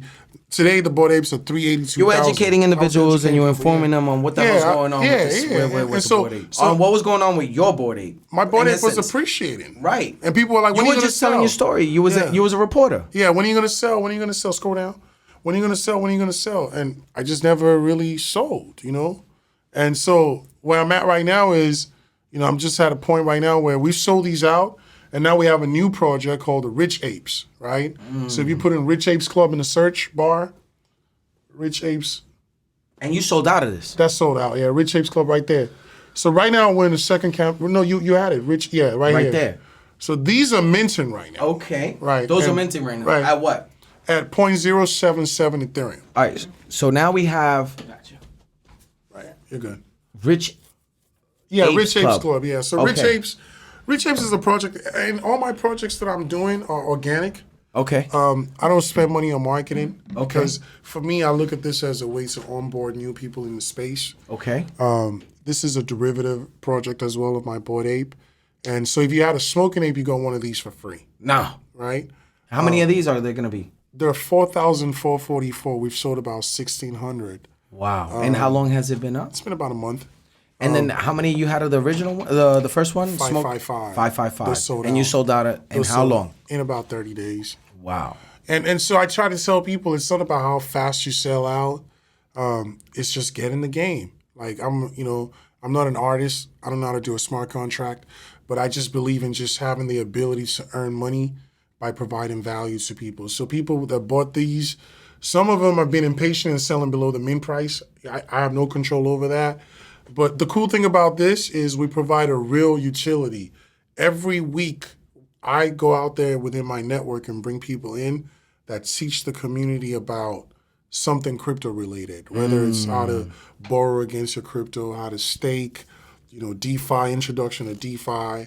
And that to me is a sustainable value. That's what over time, that's beautiful, dude. People are going to appreciate. And so for me, a lot of projects come and make millions of dollars. That's not my game plan here. I make most of my money advising projects. I've worked on 31 sold out projects, and NFT projects. Yeah, correct. They spend a lot of money on marketing, right? I'm doing this with $0 of marketing. So the statement I'm trying to drive home is you can do this without any money, right? I like that. Right. So some people look at this and go, oh, yeah, this is not a popular project. You probably never heard about Rich Apes Club, but I've built a real community of 2,000 people in my Discord, right? Wow. So I'm redefining the way people perceive this NFT projects because a lot of people. And would you say it's unique in the space?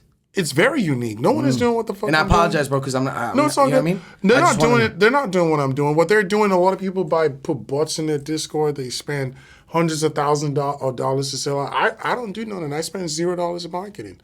I don't care if this takes me 6 months to sell it out. I honestly don't operate up that yardstick. My source of pride is the fact that every single person would join this community, right? I resonated with them. It's organic, right? More than half of these people, this is their first time buying an NFT. We have to teach them how to set up a MetaMask. So who knows what? And now now they might have an opportunity to buy something like a Bored Ape, right? And I believe that over time, we're building a community, and the community is the real money. It's not about the price or the floor price.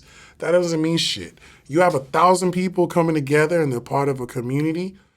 We built a community of over 1,000 people from all over the world. And so what we can do with that is what excites me, right? Totally. It's not about, and we give people access to white lists for other projects. We give people access to a private community where they can chat amongst like-minded people. So you have proximity to people that have knowledge about NFTs. You get education. It's a perfect gateway. It's a gateway for them, yeah. So I'm just gonna keep building projects, advising projects, collecting NFTs, and Just all money, showing up. All money in, no money out. That's a game. So, Yeah, that's beautiful. Yeah, dude. so that's where I'm at right now with NFTs. Is the first project is the first and second project kind of same utility? Well, the difference is with this project, when I do the NFT conference, you have virtual access. With the first project, you can attend the event physically. So in October, I'm going to do a conference called the NFT conference. Hopefully, you'll be one of our speakers. I would love to, bro. Yeah, you can talk about Count your me journey. Done. And so if you look at the utilities right there, and then right now there's an opportunity for people to make money. Right, if you mince the NFT and you get a gold ape, we'll pay you 2 Ethereum. There's 6 of them. Wait. What? So in the collection, right? There are 50 gold rich apes. Okay. Can I see one? If you go on my, if you go, just put in, you're not gonna see looking at gold.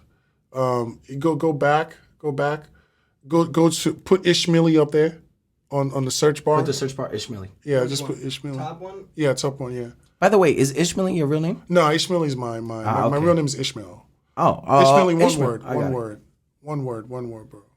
Come on, get it together. Yeah, right here, this one. The third. No, scroll down. Scroll down. There you go. Right there. So this is yo. Yeah, and then if you scroll down and put Rich Apes on the search bar. So this is all you got right now? Yeah, I own over 1,300 NFTs, and I have a bunch that I don't show that are hidden. So scroll down. You see this? This is a Rich Ape. So there are 50 Rich Apes in the collection, right? Out of 4,444. And out of those 50, there are 10 of them that if you join our Discord, you can see the images, right? Out of those 10, if you mint one of those 10, we pay you 2 Ethereum instantly, and you still keep the ape. Wow. Right? So wait. So how do you get that? it's randomized, right? It's randomized. Yeah. So 4 people have already claimed them. There's still 6 out there that are left, right? And then there's another 24 gold ones that we pay you 0.25 Ethereum. So just trying to incentivize people to. That's sick. Yeah, we're trying Is to that get back. I saw right there in the description you said you guys are giving it like 20 Ethereum. Yeah, exactly. Oh, okay. So that's how we're orchestrating that. So that's fire. Yeah, just giving back. Like that's money that I could have spent on marketing. I'd rather give it to the community. So to me, this is like a slow roast. This is not a stir fry. It's not a get rich quick scheme. Do I make good money doing this? Yeah, absolutely. But for me, again, my intention and this is what I'm proud of. 654 people in the community, right? Wow. Started with no one in the community, right? So that to me is a gold, right? The community that we're building, people coming together that all now have a MetaMask that can now buy NFTs that are now in that game. More than half of these people, this is their first NFT. So now I got a question for you. Yeah. NFTs, Web 3. Yeah. Web 3. How does this connect? Well, NFTs are part of Web 3. They're like they're probably the most exciting part of Web 3. But Web 3 is all about decentralization, right? Web 3 is taking control away from this Facebooks and this Instagrams and this YouTubes and these platforms that have an algorithm that control our lives, right? Web 3 is about liberty. How do they do that? Well, I can create Rich Apes Club and I can sell it slowly or fast. I can create music and sell experiences with that. You can take your content and your knowledge and tokenize access to it, right? So that's Web 3, man. You don't have to go through a credit card processing company. You can earn crypto doing that, right? Web 3 is me and you can decide right now for you to see this content, you got to pay you got to pay $100 in Ethereum. That's Web 3, right? So NFTs are a great use case of Web 3. But it's so... I would also say, like, I'm just thinking like Web 2, right? So, Right. for example, let's say a Call of Duty game. Correct. There's a character. Right. That character, you could play it, Right. but it's owned by the company. Correct. Here, you own the freaking character. Correct. I own the Bored Ape. Right. I can take the IP from the Bored Ape because I have that utility and create my own projects. What's the number of that board game? Can we look it up here on OpenSea? The gold one? No, you're my bored. Bored Ape. Yeah, my Bored Ape is 9812. If you go to Ishmilly, You know I'll that show like it your to you. social now. Yeah, 9812 and 221. I like your phone number. Yeah, so scroll down. Yeah, that's it. So click favorite. Yeah, right there. So these are the ones we proud of. These are the ones we proud of. These All are right, my so first break it two down. Break it down. So your favorites. Click on the one that.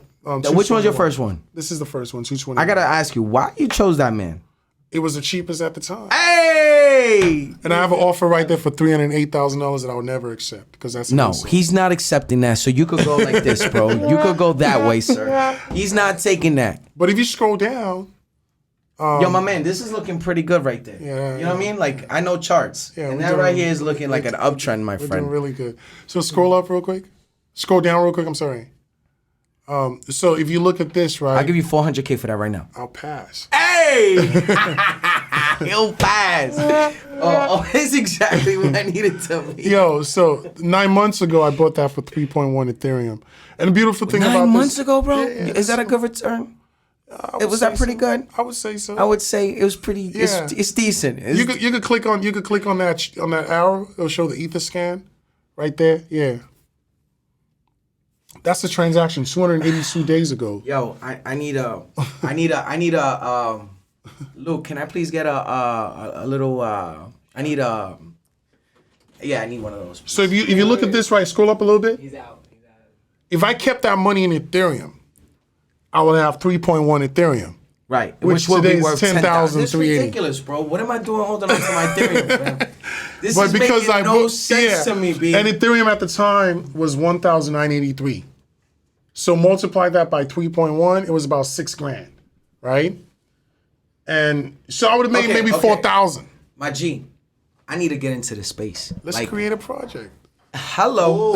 Hello. That's what we need to do. I mean, look at this. If I kept this money in Ethereum, right, I would have today the value is 10,380. Okay, so- I just go to offer for how much? Okay. 300. So would you say that's what we have? Oh man. Cheers, my brother. Cheers. I need to brother. celebrate Cheers, with you. cheers, You know what I'm cheers, saying? cheers. Yeah, so I got an offer for 308, but if you click where it says board 8. Hold on. I'm not done here with you. Right. I ain't going nowhere. The Ethereum has no emotional attachment to it. No. It's just in a But wallet. you got emotional attachment to this guy. Right. To the community. Right. To the love, to the connections, to the... You can't put your Ethereum... This is big, bro. This is better than the fucking Lambo. Come on, bro. Yeah! Yo, I'm sorry. Is it too late? No, hell no. Is it too late? Listen, it's Web3. It's a blank canvas, and We we're mad here. early. We here. We're mad early. We here. Yeah, we can do whatever we want. I want to know what this one is. Hold on. Chicken. This is the one I wanted, bro. You already know. You already know. Oh my gosh, bro. Yeah. All right. Talk to me. Has there been other projects very similar to this one? For sure. I'll show you more. Click on Bored Ape Yacht Club real quick right there. Click on that. So the cheapest Bored Ape right now is 111 Ethereum. There's How much? 6,000. 111 Ethereum. It's gone down, right? It's gone up a bit. It's gone up a bit? I mean, it started at 0.0. No, 08. I'm saying like recent. Nah, it's about. I think the all-time high was 120 ETH. 120. Okay. So if you click buy now, So what's this boiling down to? 111 ETH. What's this boiling down to, boys? I need I'll show math. you right now. Click buy now. Go buy now. Right here. To the left. Click that. If you wanted to buy a Bored Ape right now, the cheapest one would be this guy. Click on it. All right, that's a cool guy. I mean, I'd mess with him. Any of them. The cheapest one is $371,000. Bro, would you rather have this or Lambo? I'd rather have this All day. all day. Bro, they give us a free mutant ape. They give us ape coins. They're giving us land later on this month. Who knows what they're gonna give us in a couple of months from now? Fuck a Lambo, bro. Been there, done that. Is this excuse my terminology, is this the daddy of Bored Ape? of NFTs? Is Right this the now, Bitcoin of NFTs right now? the daddy of NFTs is you creating your own projects. Put that. I want to see him. I mean, any project you create. Wait. Oh, wait, what? What'd you say? The daddy of NFTs is you creating your own project. Oh, I thought that was the name. Nah. Okay. The daddy's when you make your own shit. Yeah, let's look it up. Anybody have? Yeah. Really? All right, you need to explain to me that. I mean, look. All right, just I hope you're paying attention, ladies and gentlemen. He said, create. No, to me, the biggest opportunity in this space is creating your own projects. You know what I mean? Like, you're a content creator, man. This is content we're creating. You tokenize access to it. You have a community of how many people? How many students? 36,000. Exactly. So you have community already. The Bored Apes only have 6,300 people. Gary Vee has millions and millions of followers, and he only has maybe 5,000 something that bought his NFTs. So it's just a small fraction of his followers because we're still very early. So you take 6,000 or 2,000 of your followers, right, that end up buying your project. I mean, the numbers don't lie. You could create your own version of Bored Apes. Now, Bored Apes right now are, the number one project. But I mean, you Who created them? Some nerds. So, and they're not cooler than me and you, bro. I'll tell you that right now. I like that. They're not cooler than us. You know what? It's not a competition. It's an example of what's possible. You feel what I'm saying? Yeah. So I believe in collaboration over competition. I think that anything is possible. I think we're still learning, right? I never tell people, oh, you're an expert. I'm not no expert. I'm in the field, right? I'm learning, I'm making mistakes. Even with my projects, I'm making mistakes, right? But one thing I'll tell you is that I get better every day, and I'm intentional about who I collaborate with, because I know the potential. Like, you remember what I said about 8 plus 8 is 88? Totally. Not 16. That's Web3 in its true essence. It's like you connect with the right people, you have community, I have some knowledge about this, who knows what we can do together. Right? So I want to work with you. Bro, I want you to help me with Rich Apes, right? I want your students to come in, and then we can work on something on the clean slates together, because I really feel like the opportunity is there. Like, it's about building these communities right now, and we're still very early, and we take action, man. We're going to get rich forever. I love that. Yeah.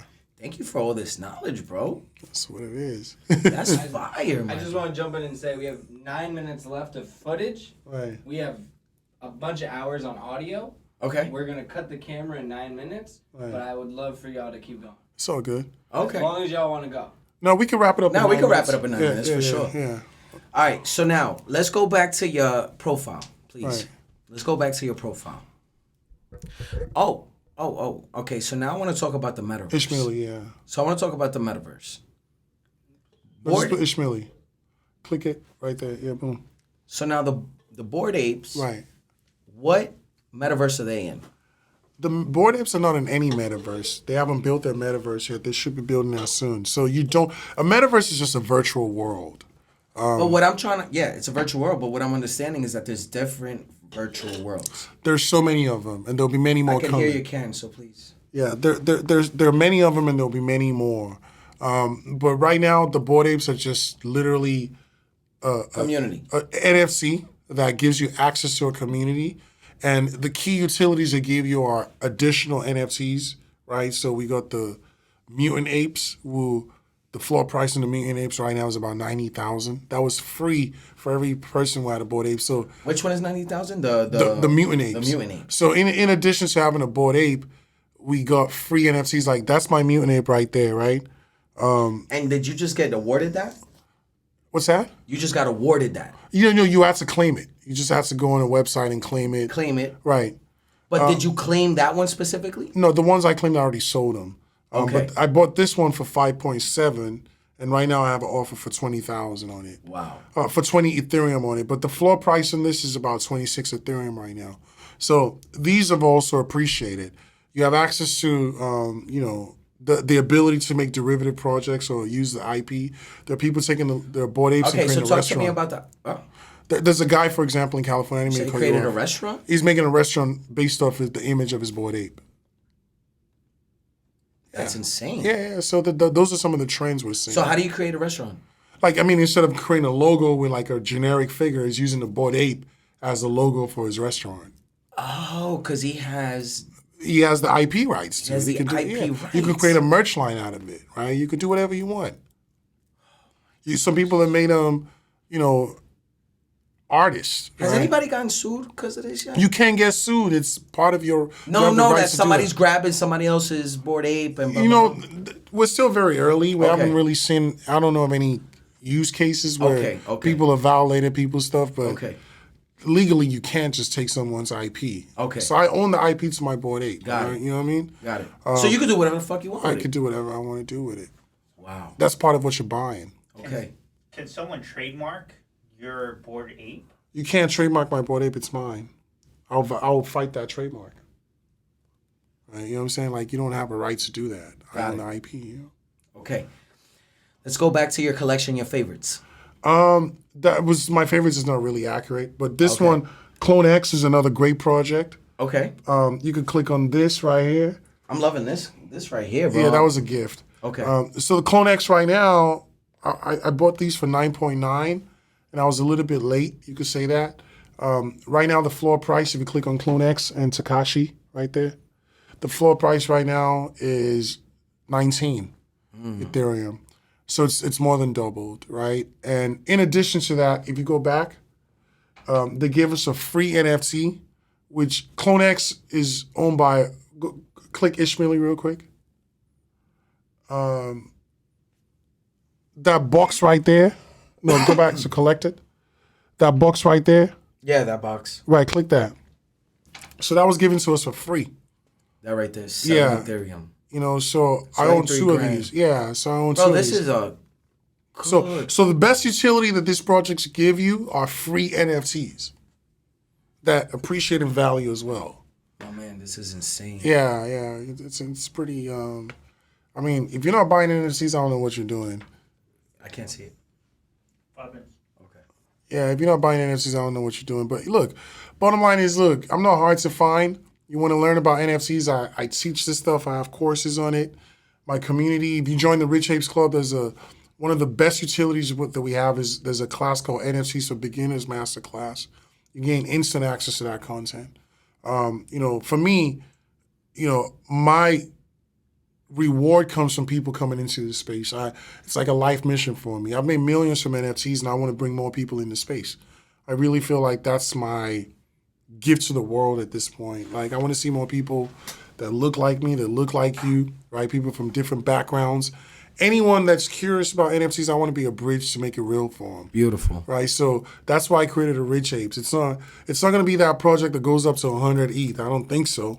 But it's going to be a project that it's like a training wheel. You know what I mean? Like, and then in addition to that, you know, every week if you utilize the utilities, it's great value. So let me ask you this: where do you think Bored Ape is going to be? Do you think there's still room for it to grow? I think by this time next year, and you could quote me on this, the cheapest price in the Bored Ape is going to be over $1 million. Sheesh.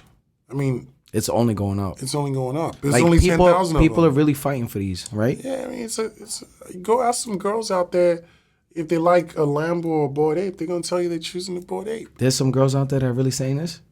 Am I right? I don't think you're lying. I think even anyone who's even you can ask the audience. I don't know, but wow. So let me ask you a question: the Lambo or Bored Ape? I want to know. There's a YouTuber who sold his Lambo to buy a Bored Ape. The what? There's a YouTuber who sold his Lambo to buy a Bored Ape, and if he kept the Lambo, the price would have gone down. Depreciation. Totally. The Bored Ape is only going up. This is before the ape coins. If he kept the Bored Ape, he got 10,000. And something ape coins, which is over $100 and something $1,000. So here's a question. As far as the community is concerned, what has been the biggest value that you've received from the community? The community alone. The community is actually very friendly, but it's digital, so it's not like I'm mean to people. I met a girl today, shout out Miami Ape, and when you meet people that own a Bored Apes, it's almost like a brotherhood, sisterhood thing. And she right? bought an ape at how much? I don't know. I didn't ask her how much she bought it, but it's all on the blockchain. We can find out. Okay. But there's a respect thing when people own a Bored Ape. Go to her real quick. That's a good one. Miami Ape. Miami Ape. I don't know if she goes by Miami Ape on. She goes by Miami Ape on Twitter. I know that. I don't know if you can find it here, but whatever. Okay. But anyways, the bottom line is, you know, connecting with people that own Bored Apes there's always that respect for each other, like in the same community. You know, is there gonna be like a conference or a retreat? They have events. They actually have an event tonight that I'm supposed to attend. Oh, okay. But I'll rather be here. I appreciate that, my man. Thank you. Yeah. So we got like 2 to 3 minutes left. I want to just, bro, your biggest your biggest thing that you would just want to leave my audience with, you know, what's your last words? I would just say, bro, like, don't be a spectator in this whole transfer of wealth, right? Whether it's crypto, whether it's NFTs, whatever, you know, brought you to watch this content, it wasn't accidental. You're here because you're supposed to be here, right? And, you know, I'm not, you know, look, I'm not some guy that fits the stereotype of people that buy NFTs. I'm not some nerd. I'm a regular guy, but taking action is taking me places. You know what I mean? Absolutely. And just diving in and enjoying the journey. When I bought the Bored Ape, I never in my wildest dream thought that 2 Bored Apes and some ape coins would be over $1 million. I just thought this is fascinating. I'm willing to lose the money, but I wanted to learn. Just be curious. So peep game. If I could have 111 Ethereum right now, Yeah. would it be more beneficial to buy a Bored Ape than keep it Ethereum? Fuck yeah. Without a question. Without a fucking question. In the long term. In the long term. For sure. Okay. In the long term. Without a question. All right, bro. I'm 1,000% convinced about that. Now, is there a possibility that the Bored Ape will fall back in pricing? Temporarily, it might, but long term, the numbers don't lie. There's 10,000 Bored Apes. It's one of the most desired assets in the world right now. The clout that people get for owning the Bored Apes. Look, you got Snoop Dogg, Eminem, McMill, Serena Williams. These are bigger than life personas who have changed their avatars to Bored Apes on their Twitter. That's insane. Right, so it's like, it's a flex, and we all love to flex, you know what I mean? Yo, my man. All I gotta say, bro, is thank you for tuning. Appreciate you, Thank bro. you Thanks for for coming having me, through. man. Thanks No, for bro, having me, thank you for for real. sharing your Real story. shit, real shit. Thank you for sharing your knowledge. Yes, sir. I greatly appreciate it. Thank you for coming to my beautiful podcast. Appreciate you. And for you guys tuning in, I'm telling you, this is just the beginning. This is the first of many key individuals like this that you're gonna learn from for free on YouTube, for free.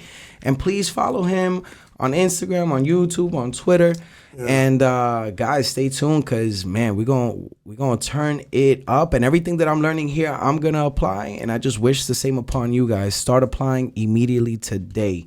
So thank you guys for tuning in. Thank you for coming through, bro. I greatly appreciate it. Let's go to that Bored Ape. Let's go to that Bored Ape meeting right now. We can fuck with it.